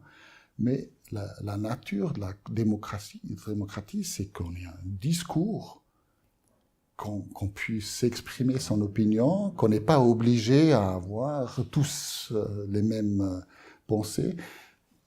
Et on va jamais réussir à supprimer même des idées qui sont un peu, pas peu réalistes, mais il faut donner un forum pour ça. C'est important, parce que si on supprime, ça va se passer dans le secret. Ça va s'organiser, ça va devenir violent. Et c'est ce qu'on voit maintenant, même dans les démocraties modernes. La violence entre policiers et manifestants, c'est choquant quand même.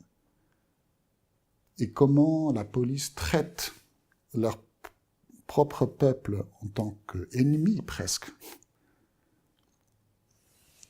Et pour eux aussi, c'est devenu dangereux. Donc il y a une tension dans la société parce que, et ça je trouve c'est le plus important, le peuple ne fait plus confiance aux autorités. Et ça, ils ont raison. Et c'est ça qui est le plus dangereux. Ils ont raison de ne pas faire confiance, parce qu'ils ne savent pas ce qui se passe. Donc des fois, les décisions sont bonnes, mais on ne sait pas, parce qu'ils ne vont pas nous dire. Et c'est ça qui, vous voyez, c'est pas seulement liberté de la presse, mais là on voit aussi pourquoi c'est tellement important d'avoir la liberté de la presse et accès aux informations, parce que comme ça les citoyens peuvent vérifier, ah voilà les preuves, voilà les discussions, non il n'y a pas de conspiration, c'est bon, on peut faire confiance. Ou oui, peut-être il y a des points, il faut critiquer, il faut discuter, trouver un compromis, mais si on ne sait plus, si tout est protégé par le secret, bah là il y a aussi les théories conspiratoires qui commencent à exagérer, et puis c'est des développements dans la société qui sont très très dangereux.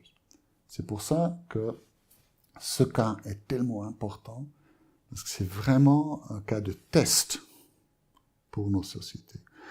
Et ce qu'on voit maintenant, peut-être encore ce que j'aimerais dire, que après donc une décennie de violation de garanties judiciaires, tout d'un coup, en janvier 2021, la juge dit on ne va pas extrader Assange.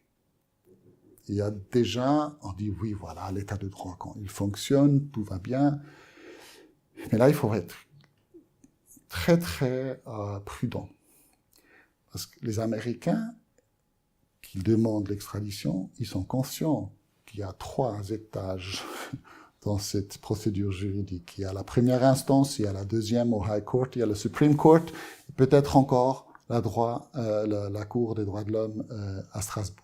Donc peut-être 4 échelles. Pour eux, ils planifient ça de long terme.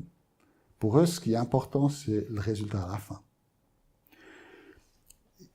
Et je sais que pour les non-juristes, peut-être c'est difficile à le comprendre, mais c'est pour ça que c'est important de l'expliquer très facilement. La première instance décide que tout ce que les Américains ont reproché à Assange est justifié. Donc, que la publication des secrets, même si c'est des preuves pour les crimes de guerre, c'est un crime, il n'y a pas de justification de l'intérêt public. C'est pas du journalisme, c'est pas protégé par la liberté de la presse, c'est de l'espionnage. Et puis, la seule raison pour ne pas l'extrader, c'est des raisons de santé personnelle, parce qu'il y a un risque de suicide, à cause des conditions de détention aux États-Unis. Maintenant, avec ça, ils ont assuré que Assange ne fasse pas appel à la deuxième instance. Parce qu'ils savent, la première instance va décider, de toute façon, une des parties va faire appel à la deuxième instance. La partie qui fait appel décide quelles sont les questions qui vont encore être discutées par la deuxième instance.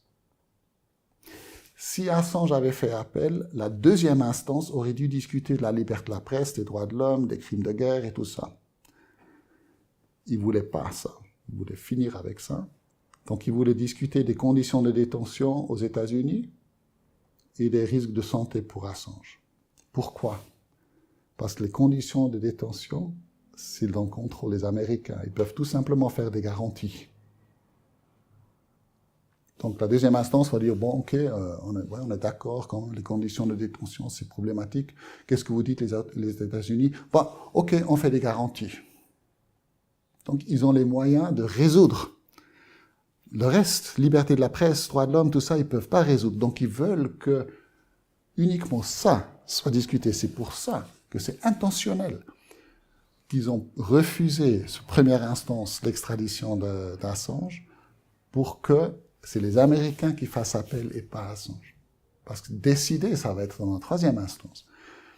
Donc, les Américains ont fait des garanties qui ne vont pas mettre Assange dans le pire des supermax. Donc, ils ont des dizaines de supermax, mais dans le pire qui était toujours discuté comme exemple, ils ne vont pas le mettre là. Et ils ne vont pas le mettre dans le régime de so-called Special Administrative Measures, qui est le plus strict isolement. Mais ils ont d'autres régimes d'isolement qui sont comparables, mais qui ne sont pas imposés par le gouvernement fédéral, mais par le gouvernement étatique. Juste pour dire, ils ont plein d'alternatives. Et puis, ils ont garanti encore que Assange pourra purger sa peine en Australie.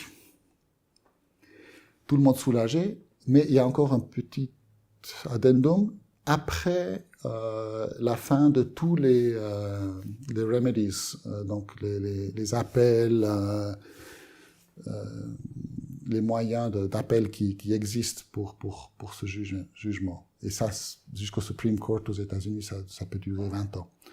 Donc, en fait, ils ont fait des garanties sans faire des garanties. Si la deuxième instance, la Cour, le réalise, ils vont dire oui, on va quand même pas extrader Assange parce que les garanties sont pas suffisantes. De nouveau, Assange va pas faire appel parce qu'il n'est pas extradé, mais ces Américains, oui, qui font appel à la Cour suprême, et là, ils vont faire les grandes garanties.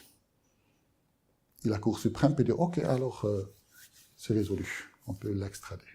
Et pendant toutes ces années, il va rester à Belmarsh. Évidemment. Et puis après, après Assange fait appel à la Cour des droits de l'homme, il peut uniquement faire appel par rapport au point qui a été discuté par la Cour suprême, qui est, est-ce que les garanties américaines sont crédibles ou non? La Cour à Strasbourg ne peut pas dire qu'on ne croit pas aux Américains. Vous voyez? C'est très malin.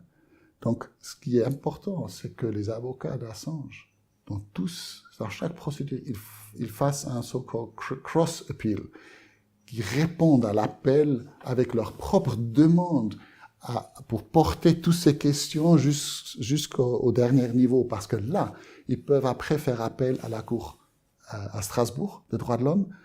Et si là, ils parlent des droits de l'homme et ces risques-là, et la liberté de la presse, il n'y a aucune chance qu'il va être extradé par Strasbourg. Donc c'est extrêmement important stratégiquement que les avocats d'Assange transportent ces questions jusqu'au dernier niveau juridique.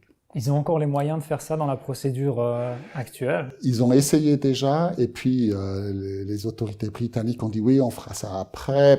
Ils essayent d'éviter, mais je pense qu'ils ont compris quel est le risque. Donc ça va être difficile pour les Anglais de complètement le supprimer. Je ne sais pas exactement comment ça va évoluer. On verra. La prochaine audience est le 27-28 octobre à Londres, la Cour d'appel. Est-ce qu'ils vont justement confirmer le jugement de la première instance et passer, comme on dit, la patate chaude au Supreme Court, ou est-ce qu'ils vont renvoyer ça à la première instance pour prolonger la procédure? Dire oui, il y a eu des irrégularités dans la première instance, donc on refait la première instance pour prolonger ça à l'indéfini, aussi longtemps qu'Assange est en prison. Ils ne sont pas pressés. La deuxième possibilité de raccourcir ça, c'est de demander à la Cour des droits de l'homme à Strasbourg d'imposer qu'il soit relâché et remis en résidence surveillée. Parce que là, il aura accès aux médias et à la profession, il pourra exercer sa profession. Et là, les autorités vont être beaucoup plus pressées à venir à une fin avec cette procédure. Mais en effet, aussi longtemps que le public ne se réveille pas et que les médias du mainstream ne réalisent pas que c'est leur liberté qui est en question. Et aussi, chaque citoyen, chaque citoyenne ne réalise pas que c'est leur droit qui est en question ici. Que c'est un précédent contre nos propres droits, de chacun, chacune d'entre nous. Aussi longtemps qu'on ne réalise pas ça, et l'opinion publique ne change pas, les gouvernements ont un libre jeu, carte blanche, à imposer et consolider leur puissance et leur contrôle sur chaque aspect de nos vies. Est-ce que vous voulez encore ajouter quelque chose? J'espère que ça ne va pas se réaliser. Nils Melzer, merci beaucoup. Merci à vous.